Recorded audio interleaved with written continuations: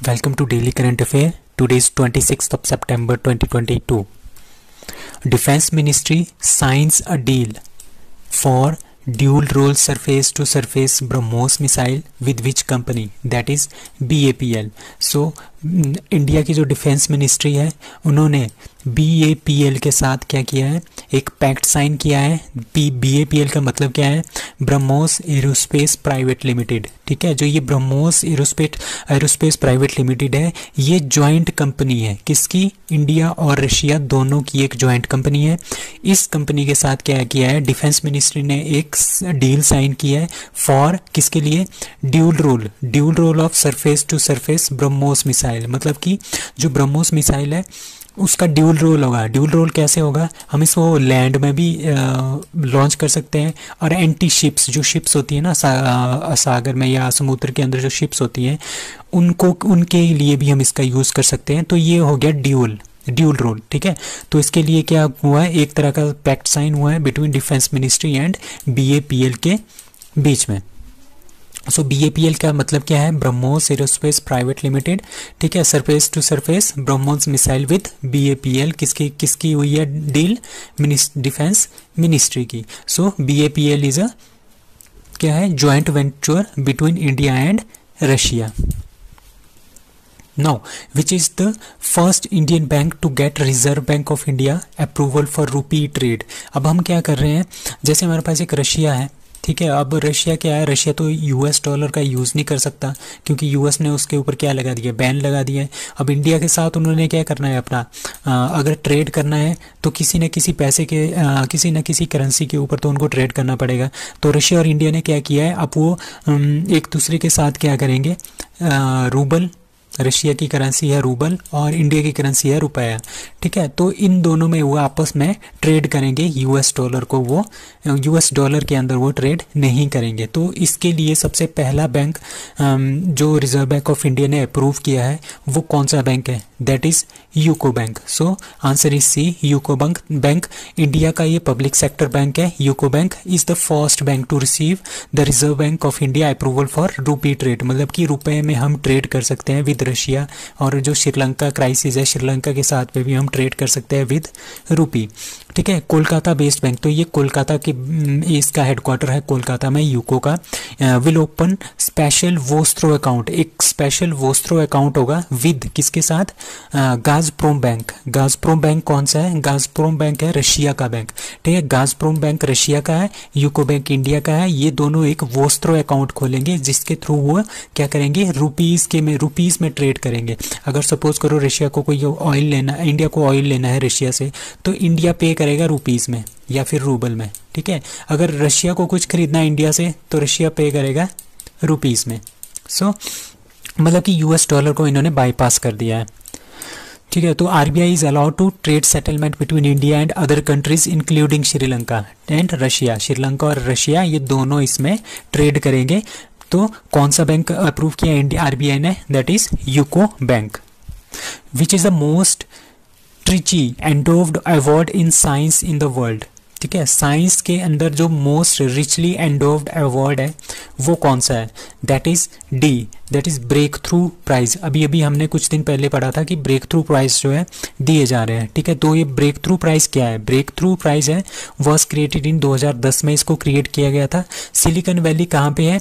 America में जो silicon valley है वहाँ के जो एंटरप्रेन्योर्स हैं, वहाँ के जो उद्योगपति है और कैपिटलिस्ट है, उन्होंने मिलके ये ब्रेक थ्रू प्राइज जो है देना स्टार्ट किए थे। इसमें है मिलनर, मार्क जुकरबर्ग जिसका फेसबुक है और उसकी wife, and Priscilla Chan of Facebook and Sergey Brin of Google. तो इन सभी ने मिलके ये अवार्ड देना स्टार्ट किया था ब्रेक थ्रू प्राइज इन 2010। अभी 2023 में कुछ विनर्स की लिस्ट इन्होंने जारी की है। ठीक है, और इस साल इसको बोल रहे हैं ऑस्कर ऑफ द साइंस, मतलब कि साइंस के क्षेत्र में हम इसको देंगे, तो और इसको साइंस ऑस्कर ऑफ साइंस भी बोला जा रहा है। ठीक है, और इसमें कौन कौन सी कैटेगरी होगी? लाइफ साइंस की कैटेगरी, मैथमेटिक्स की कैटेगरी एंड फिजिक्स की कैटेगरी। तो 3 कैटेगरी है, science, that is life science, physics and mathematics. The winners will split a total of more than 50 million $US का जो है इन तीनों को अवार्ड मिलेगा, ठीक है, इन जिनको भी ये अवार्ड मिलेगा in the category of life science, mathematics and physics. National cinema day 2022 is observed on that is 23 सितंबर. अभी क्या हुआ था, कोरोना में हमारे पास क्या हुआ था, जो थिएटर्स हैं, जो मल्टीप्लेक्सेस हैं, वो बंद हो गए थे, जिसकी वजह से इनका सारा का सारा काम क्या हो गया था, बंद हो गया था. अभी क्या हुआ, उसको फिर से जागृत करने के लिए कि लोग ज़्यादा से ज़्यादा अपने मल्टीप्लेक्स में आए, ज़्यादा से ज़्यादा थिएटर्स में आए, ताकि उनका भी कारोबार चले. तो इसके लिए इन्होंने क्या किया है, नेशनल सिनेमा डे ऑब्जर्व किया है. पहले ये 16 सितंबर को होना था, बट उस दिन ना होके अब ये कब हुआ था, सितंबर 23 को. तो ये किसने शेड्यूल किया है, that is multiplex association of India, जो मल्टीप्लेक्सेस बनाते हैं ना, और जैसे हमारे पास बड़े बड़े मॉल्स होते हैं, वहाँ पे मल्टीप्लेक्स होते हैं, 3-4 थिएटर एक ही जगह पे होते हैं, ठीक है, डिजिटल साउंड होता है, बहुत बड़ी स्क्रीन होती है, तो वहाँ पे मूवी दिखाते हैं. तो उन्होंने ये क्या किया है, national day of cinema absorb किया है ऑन 23 सितंबर. इसका मेन मोटिव है कि इस schedule to celebrate the thank you, कि लोगों को हमने थैंक यू बोलना है जो हमारे यहाँ पे मूवी देखते हैं, और जो पहले आते थे मूवी देखने उनको फिर से हमने क्या करना है, वापस लाना है, ताकि ज़्यादा से ज़्यादा लोग सिनेमा देखने आए, जो कि बिल्कुल ही बंद हो गया था कोविड-19 पेंडेमिक के टाइम में.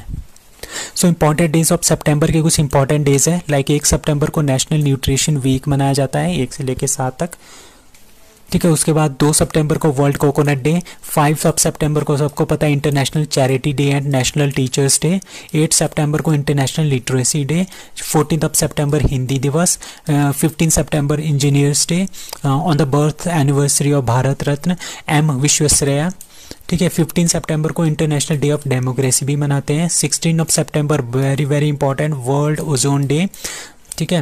16 अक्टूबर 1987 में जो मॉन्ट्रियल पैक्ट हुआ था उसी के चलते 16 सितंबर को क्या मनाया जाता है, वर्ल्ड ओजोन डे. 18 सितंबर थर्ड सैटरडे को मनाया जाता है इंटरनेशनल रेड पांडा डे, ठीक है. 21 सितंबर को इंटरनेशनल डे ऑफ पीस, 26 सितंबर को वर्ल्ड इन्वायरमेंट हेल्थ डे, 27 को world tourism day, and 28 September very very important, that is world rabies day, क्योंकि गोवा इंडिया में क्या बना है, एक फर्स्ट स्टेट बनी है कंट्री इंडिया में जो रेबीज फ्री है. Now which state gets India's first avalanche monitoring radar. अब क्या होता है, हमारे पास बहुत बड़े बड़े पहाड़ होते हैं, ठीक है, हिमालय में बहुत बड़े बड़े पहाड़ है, इसमें क्या होता है, बहुत सारी बर्फ़ होती है. तो हर कभी क्या हो जाता है, कभी कभी धूप से क्या हो जाता है, जो अपर लेयर होती है, जो बर्फ़ की अपर लेयर होती है ना, वो काफ़ी वीक हो जाती है, और यहाँ से क्या हो जाता है, ये छूटना स्टार्ट हो जाता है, और एक बहुत बड़ा पहाड़ की तरह जो बर्फ़ है वो नीचे आना स्टार्ट कर जाती है, और जो नीचे लोग रह जाते हैं इसमें इसके कारण क्या हो जाता है, वो सारा का सारा एरिया दब जाता है, तो उसको बोलते हैं एवलांच, ठीक है.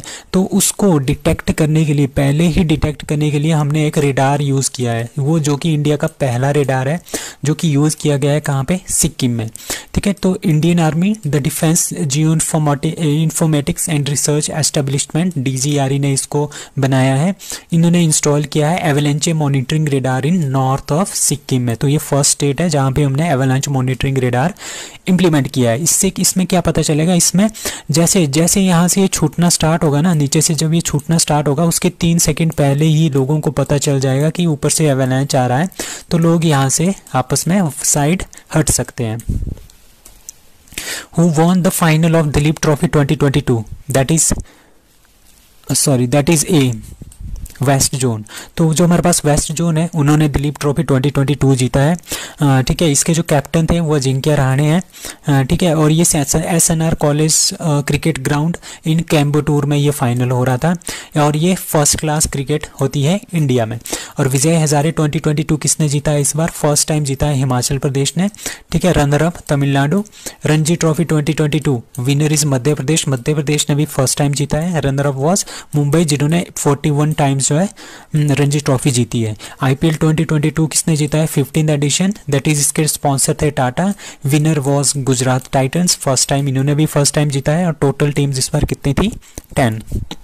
According to Hurun Rich List 2022, how many billionaires does India have? That is B, that is 221. तो इंडिया के पास 221 बिलियनियर्स हैं टोटल। तो यंगेस्ट बिलियनियर कौन है इंडिया का? दिवलिया वोरा हमारे पास यंगेस्ट बिलियनियर ऑफ इंडिया है, वो जो कि 19 साल के हैं, और इनके पार्टनर हैं आदित्य पलीचा, ठीक है, 20 ईयर्स की। तो अभी कोरोना के टाइम में क्या हुआ था, फूड डिलीवरी या कुछ और सामान की डिलीवरीज वगैरह होती है, तो उन्होंने एक डिलीवरी स्टार्टअप स्टार्ट किया था, उसका नाम था जेप्टो।